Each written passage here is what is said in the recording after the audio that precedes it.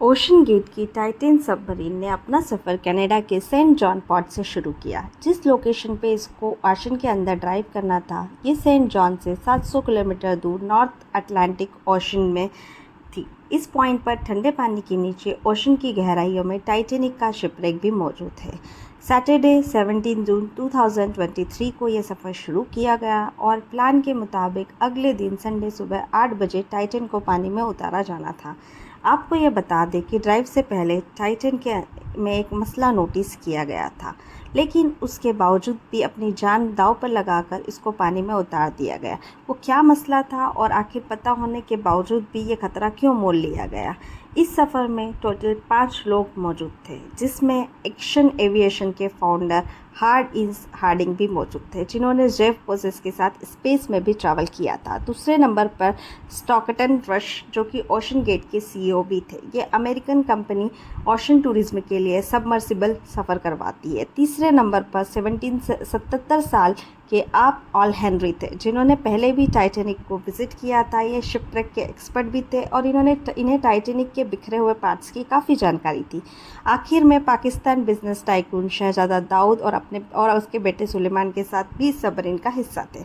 17 जून को ड्राइव करने से पहले हार्डिंग ने इंटरनेट पे अपना आखिरी पोस्ट किया था। उनका कहना था कि इस सर्द मौसम की वजह से उनकी ड्राइव डिले हो गई है। कल सुबह जब थोड़ा वक्त के लिए मौसम बेहतर होगा तो वो ड्राइव पर जाएंगे। ये 5 लोग अपना शौक पूरा करने के लिए मशहूर टाइटैनिक का मलबा देखने जा रहे थे। 1912 में टाइटैनिक डूबने के बाद कई सालों तक इसे तलाशने की कोशिश की जा रही, लेकिन अटलांटिक ओशन की हार्ड कंडीशन की वजह से काम इतना आसान नहीं था। फिर 1985 में जाकर आखिरकार ओशन फ्लोर पे RMS टाइटैनिक का मलबा मिल ही गया। टाइटैनिक अपने पीछे इतना सवाल छोड़कर गई थी कि उसके जवाब तलाशने का वक्त आ चुका था। उसके लिए बहुत सारे अरेंजमेंट किए गए थे। अलग अलग कंट्रीज़ के एक्सपर्ट्स रिसर्चर ने टाइटैनिक शिपरेक का रुख किया। Canadian film maker James Cameron ने 1995 में टाइटैनिक के मलबे के दर्जनों दौरे किए और फिर 1997 में टाइटैनिक मूवी रिलीज़ कर दी गई। रही सही कसर टाइटैनिक मूवी की कामयाबी ने पूरी कर दी। इसने इतनी धूम मचाई कि अब टाइटैनिक के मलबे को तो जाकर देखना करोड़ों लोगों का ख्वाब बन गया था। यानी ये काम सिर्फ रिसर्च के मकसद तक ही सीमित नहीं था, बल्कि शिपरेक साइट पर टूरिस्ट भी जाना शुरू हो गए। कहा जाता है कि ओशन की गहराइयों तक जाना स्पेस में जाने से ज़्यादा भी मुश्किल है और इसकी सबसे बड़ी वजह है पानी का प्रेशर।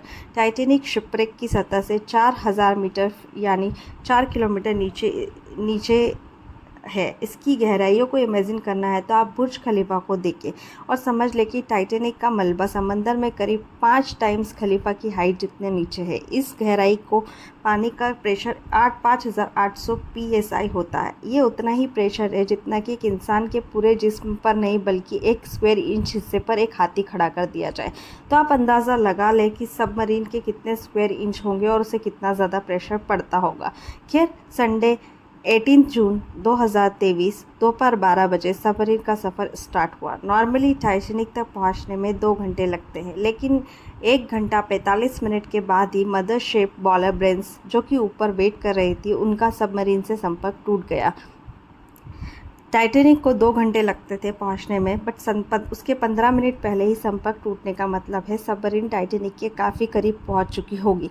समंदर की इस गहराई में सूरज की रोशनी पहुंचना नामुमकिन है और यहाँ इस वक्त इतना अंधेरा होता है कि गहराई में वायरलेस सिग्नल का टूटना एक नॉर्मल बात होती है। लिहाजा पहले इस बात को ज़्यादा सीरियस नहीं लिया गया। ये पूरा ट्रिप टोटल 7 घंटों का था। 12 बजे से लेकर शाम को 7 बजे इसको वापस लौटना था, लेकिन शाम को 7 बजे जब टाइटैनिक का कोई संपर्क नहीं हुआ और टाइटैनिक वापस नहीं लौटी, तो अब ऊपर खड़ी मदरशिप के मौजूद क्रू के पसीने छूटने शुरू हो गए।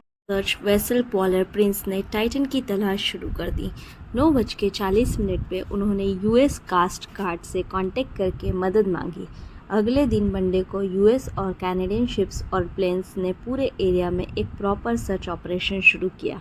उन्होंने सिर्फ समंदर की सतह पर ही नहीं, बल्कि सुनार स्कैनिंग की मदद से पानी के अंदर भी अपनी तलाश जारी रखी। इस एरिया में जो कमर्शियल वेसल्स थी, उनको भी ऑर्डर दे दिया गया कि वो अपनी आंखें खुली रखें। अगले 2 दिनों तक ये तलाश जारी रही, लेकिन टाइटन का कोई अता पता ना चल सका। लेकिन फिर एक उम्मीद की किरण नजर आई। वेंसडे 20 जून को सुबह 6 बजे सर्च टीम को पानी की गहराइयों में से कुछ आवाज़ें सुनाई दी। ये आवाज़ें अंडर वाटर रडार की मदद से सुनी गई थी। फ़ौरन रडार की रेंज पर हेल्प को आवाज़ की डायरेक्शन में भेजा गया, लेकिन इस बार टाइटन की कोई खबर ना मिली और टाइटन को हमेशा हमेशा के लिए खो देने का डर बढ़ता जा रहा था, क्योंकि सबमरीन में जितना ऑक्सीजन था वो केवल और केवल 26 घंटे या फिर 4 दिनों का ही था। इस वक्त तक 3 दिन गुजर चुके थे, लेकिन यूएस, कनाडा, फ्रांस की सर्च टीम ने हिम्मत नहीं हारी। थर्सडे 20 जून दोपहर 12 बजे मूवीज़ को टाइटैनिक के मलबे के पास भेजा गया। वहां पर पहुंचकर जो देखा गया वो काफ़ी ही एक दिल दहलाने वाला मंजर था। 3:48 पर पीएम पर आरओवी, जो कि टाइटैनिक के मलबे के पास पहुंच चुकी थी, उसने टाइटन की तुम का एक हिस्सा टाइटैनिक से सिर्फ 1600 फीट दूर पड़ा हुआ दिखाई दिया। जो देखने गई टाइटैनिक के मलबे को, अब उसका मलबा ही पूरी दुनिया में हेडलाइंस बन गया था।